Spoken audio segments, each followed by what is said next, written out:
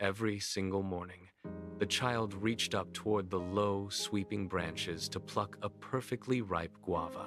The skin always gave way with a satisfying, crisp snap, revealing the sweet, vibrant pink flesh hidden inside. Golden sunlight filtered gently through the canopy, casting dancing patterns on the dusty ground as the child savored the fruit. It was a private, perfect ritual, repeated under the warmth of the early sun, where the world felt generous and whole. But one Tuesday, everything changed.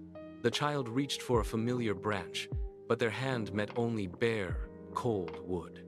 Every single guava had vanished overnight, leaving nothing but silence. The child dropped their arms in disbelief, staring at the empty, jagged stems where the harvest should have been. Confusion turned to determination.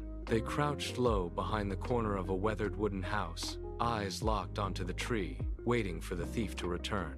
Minutes passed like hours until a long shadow stretched across the grass. A colossal gorilla emerged from the forest edge, its heavy footsteps making the very earth tremble. The beast reached the tree, checked the empty branches, and moved with purpose to a neighboring one. With a single, powerful sweep of its massive arms, it gathered every remaining fruit into a pile. The child bolted from their hiding spot, heart hammering against their ribs. They kept a safe distance, trailing the giant through the thicket as it moved toward a small, weathered hut.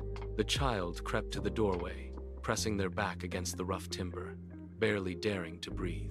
They found a small crack in the wall and peered through. Inside, the massive gorilla sat on the dirt floor, its frame hunched over. It didn't eat. Instead, it carefully peeled a piece of guava and placed it into the small, trembling hands of a tiny baby gorilla. The infant chewed slowly, leaning into the warmth of the adult's thick fur. The child lowered their head, pulling back from the hut in silence.